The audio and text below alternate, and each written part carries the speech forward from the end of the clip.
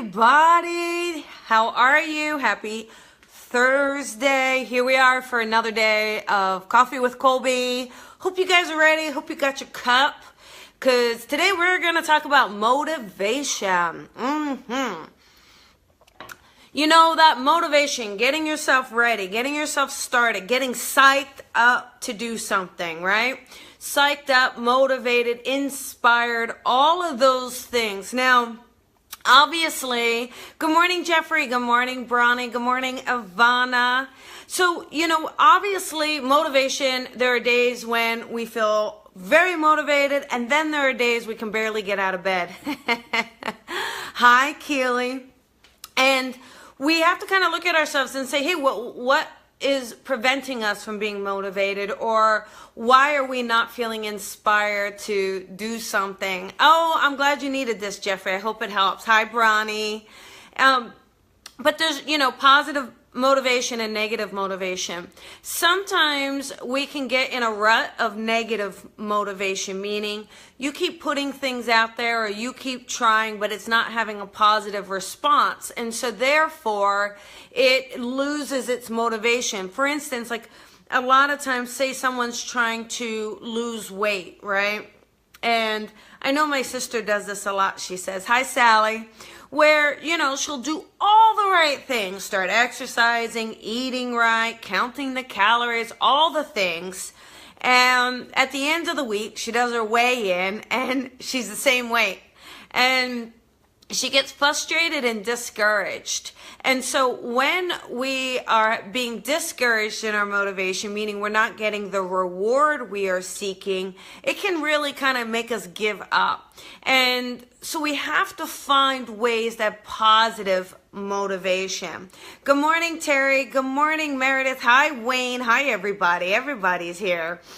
But you know, the positive and the negative motivation can influence us both ways. We just have to be careful, though, that we don't ride the wave too much, because that would just make us too volatile. Because there are days where, you know, things are not going to go the way you planned. They're not going to have the most positive results. And we still have to stay steady. We still have to kind of stay true to what we want.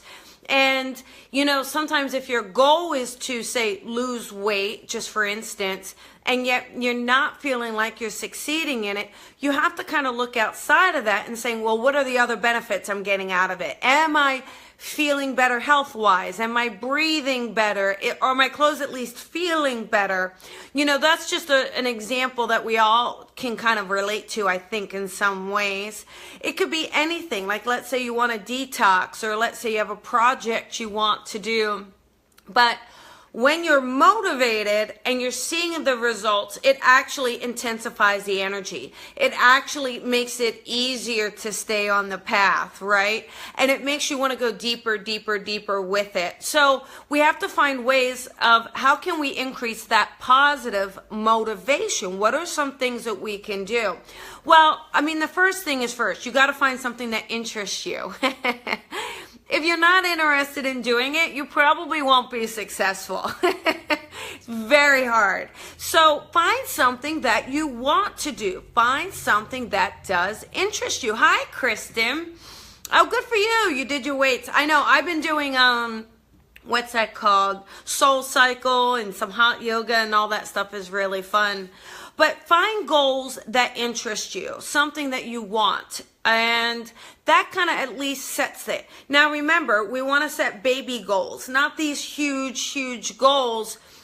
We need mini goals along the way, little accomplishments along the way to help keep us motivated, help keep us on target, help keep us on path. And even on your spiritual path, you need these little markers. Little markers are so important to help you stay motivated in a positive way, especially with the spiritual work. Good morning, Diana. Because with spiritual work, when you're really doing it, you actually have to go inward so much, for many of you who know that. And you have to cleanse a lot of stuff, deal with a lot of stuff, clear a lot of blocks. You're constantly reflecting inwards. And so it can kind of put you in a rut sometimes. I think some of you may know what I'm talking about. You know, you feel lonely, or you feel you're not heard, or you feel that you're trying so hard to break out of the box, and you just, you know, you're struggling with it regardless of why. And so that could really, you know, impact your motivation. But if you have these little goals along the way, you can use them as tick marks, you know, and I did this, I got that, I put that out, I stated this, I shared this, and it really, really does. So, you know, and that's really helped. You know, so Wayne wants to know, how do you get your motivation back after your wings were clipped? I know that that's a tough one, Wayne, and you know, I don't have all the answers for you as much as I would like. I think part of finding that motivation is finding that there's a reason behind the wings being clipped, some sort of universal plan.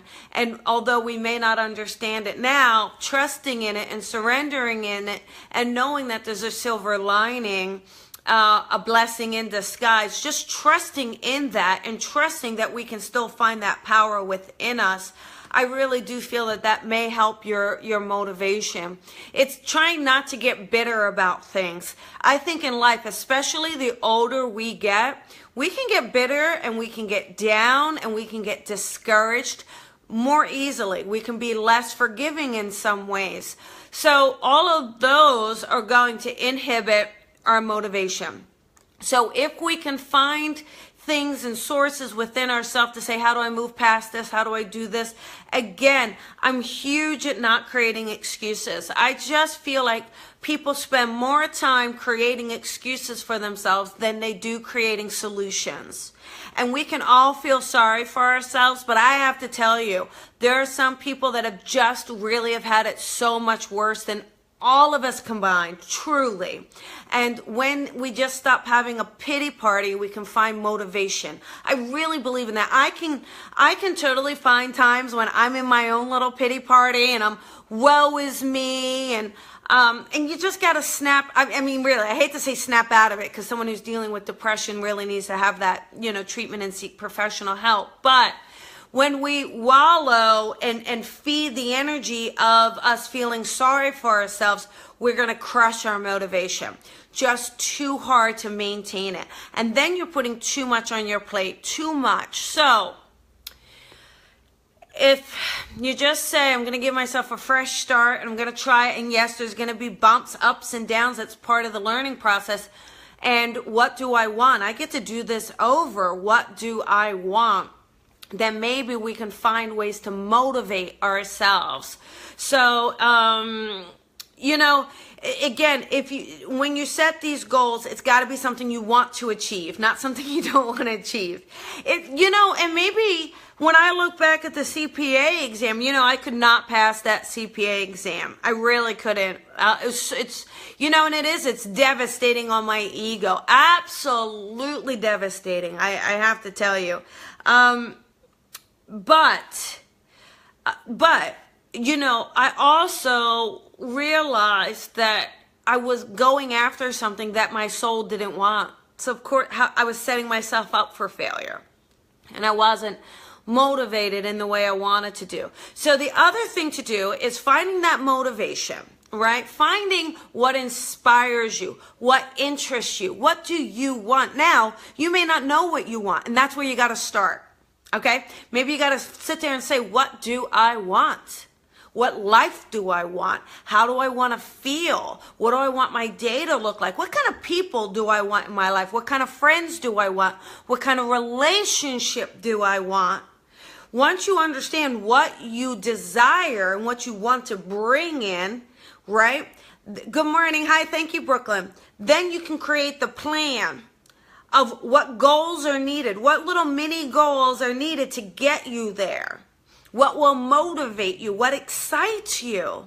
Sometimes, you know, we're so worried about where we are in our bills and our life and our burdens and our responsibilities that we're forgetting about, like, what kind of life do we want? What kind of joy do we want? All we're focusing on is what we don't want.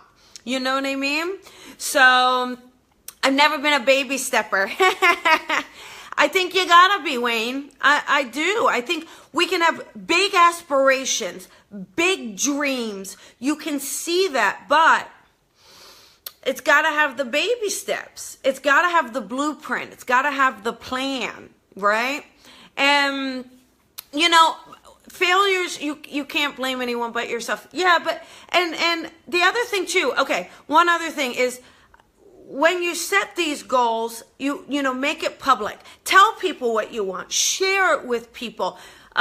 Share, you know, hey, I'm trying to do this. This is what I want to do. Because by you sharing it verbally and out loud, it's allowing you to commit to it.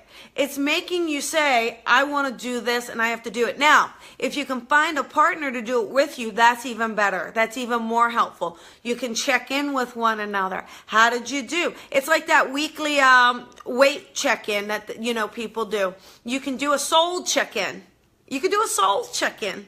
Or a motivation check-in. Check in with a partner. Find someone that you can check in with, okay? And the more bite-sized, the more easy that you can make these steps, the more you're going to feel accomplished, because you're going to be able to tackle this and tackle that and tackle this. Now, it also helps you let you know where your blocks are, because let's say you create these little goals, right? Now you get stuck. You're going to know exactly why you're getting stuck right there. You're going to know it's that particular thing rather than the 10 goals that you set and you didn't know where you went wrong. Right? So when you can set them, that's when you can do it. And the other thing is, I am a big believer, I am a big believer in rewards and celebrating the accomplishments we have and patting ourselves on the back to say, well done, job well done. Because when we can reward ourselves, again, that just lends to the motivation. It lends to the inspiration. And try not to do so many things at once, because it makes it harder to focus and it makes it harder to accomplish. So if you're trying to do all of these things at one time, you're really creating some difficulties for yourself in giving yourself the opportunity to accomplish them. So just focus, you know, prioritize what's most important. You know, what is the most important area of my life that I need to address first? Focus on that area. And then as that area starts to improve and you start to see some things, then go to the next area and the next area. But you may find it easier that once you start getting some success and little markers and things like that, that you're actually, those other areas are starting to resolve and clear up themselves, okay? Now, you know, sometimes we could do all of this and we can have all of these ideas and yet you're still not feeling motivated and you're feeling exhausted and you can't get out of bed or you can not really get anything accomplished. You know, maybe then consider professional help. Consider speaking to a counselor or therapist or someone who can really just help guide you further. There's nothing wrong with asking for help. When we ask for help, you'd be surprised at how many people step forward, honestly. And you know, the other thing too is when you're really stressed out, so when you're feeling stressed and down and discouraged, it can make your focus and thoughts very, very cloudy. And when your thoughts are very cloudy and then you feel overwhelmed, it's actually so hard to start looking at things and tackling things and doing anything, okay? So, and can the excitement scare you out of your blessing? I'm not sure what that means. Can your excitement scare you? Listen, I think fear can scare us. I think fear can get in our way. You know, you may envision all this success or something you want or total true love, but yet you're really afraid of having it.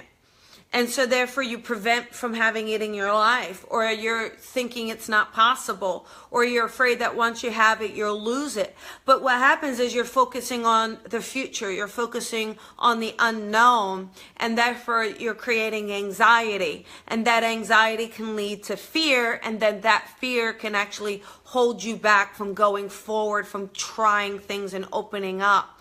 So we have to really stay present and mindful with what we do, because it is hard. I have major anxiety. Oh, I can have so much anxiety when I travel or have to go somewhere or do something new. I'm like, and I realize I do that, and I think a lot of us do that. It's not that you're not supposed to have those experiences. It's just that you gotta just stop and breathe and focus and become very present and be mindful so that the stress doesn't overwhelm you. So, you know, it was, you know, I mean, Wayne, I'm not really sure. I think this is really about you looking inwards. I think, you know, maybe it looks like it was that fear of success, talking to big producers. Seems like there was a fear of success around it, but you know, maybe they weren't the right producers. I'm not really sure. But what I would do is definitely go inwards and start trusting and surrendering. It's all you can do. I mean, if you've hit rock bottom, which you feel like you've done in your words here, then you got to stop trying to control it. When we keep trying to control what we're doing, we're really getting in the way of where we're being guided. So yes, yesterday we talked about free will. Yesterday I said, hey, we do have choices. You do. But you can't be so controlling in your choices that you get in the way of what the universe is trying to bring you.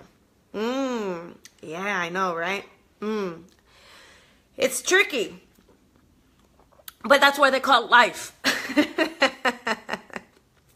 You know, that's why it's not called afterlife. That's why it's not called resting in peace, right? That's the pot of gold at the end of the rainbow. You get to rest in peace, your afterlife. This is the doing part. This is the doing of the doing, and looking at ourselves and facing ourselves. But, you know, again, I just feel like, myself included, we could just have so much more joy with it. So much more joy.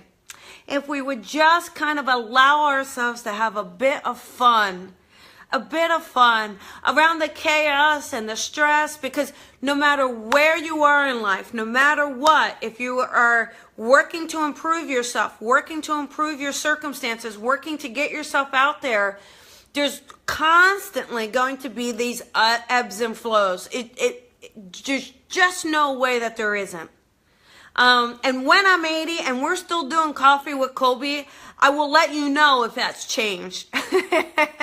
But I do know, listening to my 87-year-old grandmother, the one thing that I hear over and over and over in her advice is really don't sweat the small stuff. We spend so much time sweating the small stuff that it is impacting our motivation. We're setting ourselves up for failure, and so therefore we're stopped trying. But find this motivation, find your baby steps, find your plan, and get your reward system going. All right? It's going to be fun. It's going to be fabulous. You can do it. You can totally do it. You can. And the other thing is this. Just remember, nobody is better than you. Nobody's more qualified than you or this or that. You are absolutely capable of achieving what you want. You just have to kind of get in alignment with the universe, okay? Get in alignment with what brings you joy. Get in alignment with what inspires you. So therefore, you can find the inspiration. All right? So there you go. Wayne, I hear you, honey, but I think you're going to have to go inwards, because I don't really do private readings on these, and I do appreciate you sharing. But I think if you're not hearing any signs or symbols, it's really because you have to go deeper with that meditation. Go deeper inwards. Go deeper. Get out of the head a bit. You know, I know that feeling. I have so been there, honey. Totally have been there, like you can't even believe. So I absolutely know what you mean. But when we kind of go inward and we start releasing that struggle, we will find that the answers start to come. And when the answers start to come, the solutions start to come. Even when you think it's absolutely impossible, it is unbelievable how certain things will work themselves out. Unbelievable. Really. There's just too many things in my own life that I know that this is true. I feel that this is true. I know it's true for you as well. I know it is, okay? All right.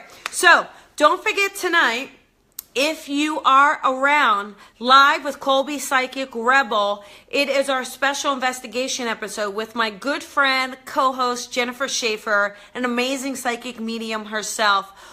And I also have another friend who is a child psychologist, Maureen Healy. We are actually going to talk about 13 Reasons Why.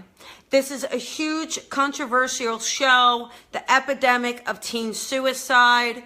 Is this show promoting suicide? Is it informing us? Is it making us talk about it more? That's our topic tonight, and I'm really looking forward to it. I had to watch the show in order to do this show episode tonight, and it's not the easiest thing to watch, but I have so many thoughts and feelings on it. I can't wait to share them with you. I really appreciate all of you who put your comments in, and you putting the hearts in, and all of you who share it. And it means a lot to me. It means a lot. And Wayne, what I want you to do is just write one little thing down for yourself today, baby. Put one little thing down, something very, very minor that you can do for yourself that you feel will bring you joy, okay? And just see if you can do that today, because it is about the baby steps. And when we get comfortable in the baby steps, it gives us confidence in taking the next step and the next step and the next step. And Bronny, thank you. Thank you, thank you, thank you. Love you guys. Love you. Yes. Tomorrow's Friday, but if you get a chance, tune in tonight. Thank you everyone for sharing, posting. Also, I've been uploading the episodes on YouTube, so you can go back and watch the episodes, okay? And if you subscribe to my channel, you'll automatically get the notice when I upload them, because sometimes I upload them at like midnight. All right, kids, have a good day. Be good. Talk to you later. Bye.